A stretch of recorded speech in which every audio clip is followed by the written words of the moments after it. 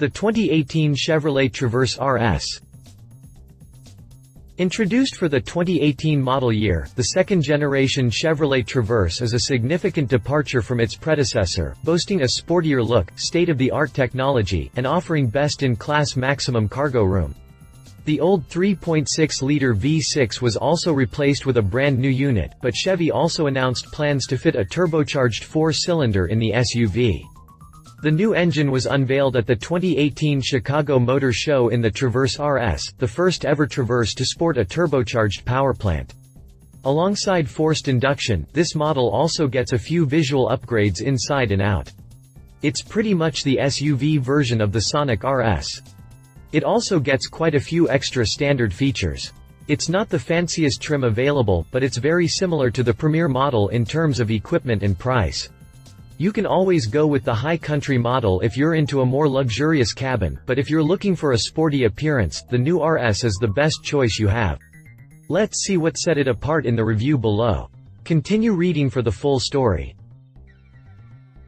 What makes the Chevrolet Traverse RS special? The bowtie logo on the front grille and tailgate are also black, just like on the Sonic RS. While sportier trims usually come with revised bumpers with bigger, more aggressive intakes, the RS badge doesn't do much to alter the SUV's looks. However, the grille, the window trim, and roof rails are now black instead of chrome for a slightly sportier appearance. The bowtie logo on the front grille and tailgate are also black, just like on the Sonic RS. The trim also gained new 20-inch aluminum wheels finished in dark android, a high-gloss dark gray that goes well with the black trim. The package is rounded out by standard HID headlamps, LED daytime running lights, and upper and lower active aero shutter up front. The cabin isn't that much different either, as the jet black leather seating surfaces are the only details that change compared to the lower trim. But while the design is pretty much the same, the RS model gets a ton of extra standard features, starting with heated front seats and a tri-zone automatic climate control system. The jet black leather seating surfaces are the only details that change compared to the lower trim. It also has standard Chevrolet MyLink with 8-inch touchscreen and navigation and OnStar 4G LTE.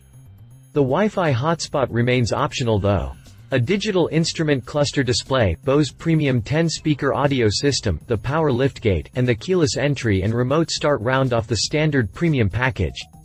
In terms of driver assist features, the Traverse RS includes lane change alert with side blind zone alert, rear cross traffic alert, rear park assist, surround vision, rear camera mirror, rear seat reminder, and teen driver. The Ecotec mill is rated at 257 horsepower and 295 pound-feet of torque. Of course, the big news lies under the hood, where the potent 3.6-liter V6 was replaced by a turbocharged, 2.0-liter four-cylinder unit. The Ecotec mill is rated at 257 horsepower and 295 pound-feet of torque.